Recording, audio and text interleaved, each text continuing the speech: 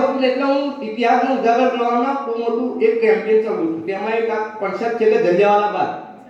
જલિયાવાલા બાગમાં જલિયાવાલા બાગ એટલા માટે કહેવામાં આવે છે કે જે લોકોની શહાદત થઈ હતી એ જલિયાવાલા બાગમાં થઈ હતી, એટલા માટે કહેવામાં આવે. પણ એ જલિયાવાલા બાગને અંદર જે લોકો શહીદ થયા શા માટે થયા એ સવાલ તો આવવો જોઈએ કે નહીં? સવાલ આવવો જોઈએ. પ્રોફેસરો પણ આજે ભણાવતા નથી.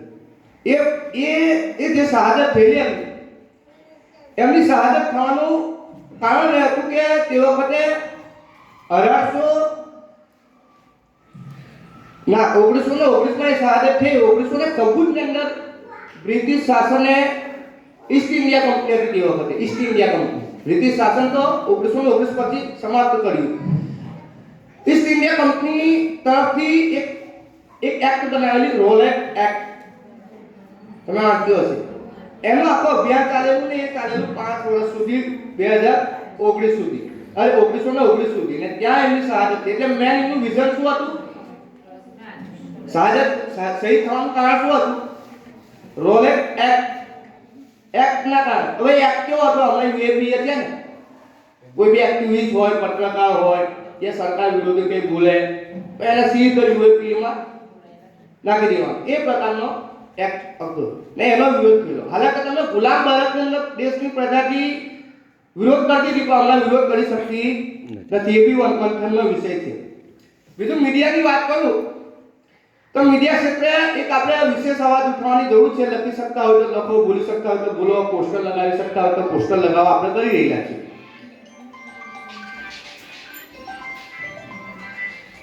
તો ભારતના સૌપ્રથમ શહીદ પત્રકાર કોણ?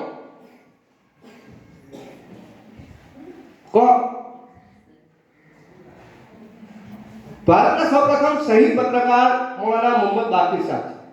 એ ઇતિહાસ પર આજે મુસલમાન જાણતા નથી.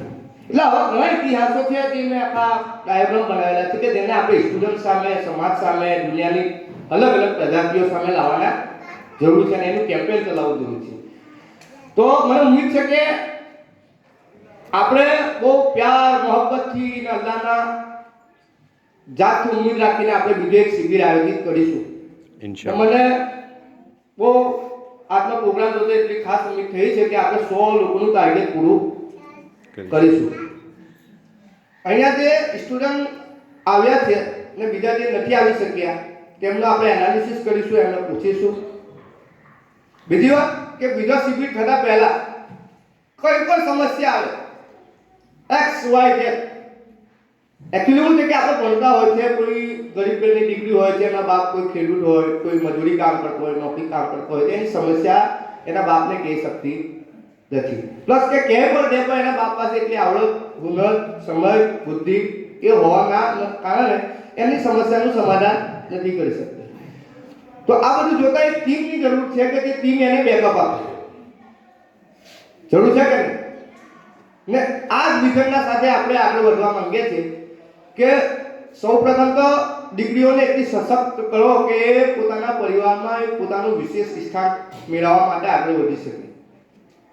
ને એની અંદર જેટલી બી કમીઓ પેશીઓ હોય એને દૂર કરીને નિખાર પેદા કરવાની કોશિશ થાય.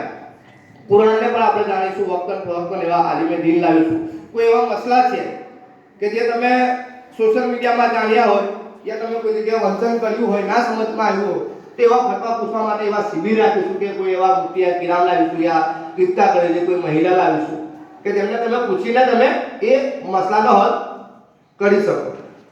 તો આવા અનેક પ્રકારના આપણે પ્રયાસ કરીશું. તો પ્રથમ આપણો પ્રયાસ છે કે ઇન્શાઅલ્લાહ તાલા આવતી જાન્યુઆરીના મહિનામાં આપણે બીજો શિબિર આયોજિત કરીશું. ને એ આપણે શિબિર કરવાના છે 6 કલાકનો. કેટલા કલાકનો? તમે એટલા તૈયાર છો ખરા? થઈ ગયા? સ્ટુડન્ટ થઈ જાય હજુ નેચરલી અવામેન્ટલી તૈયાર છે નહીં. તો 6 કલાકના શિબિરમાં ઇન્શાઅલ્લાહ આપણે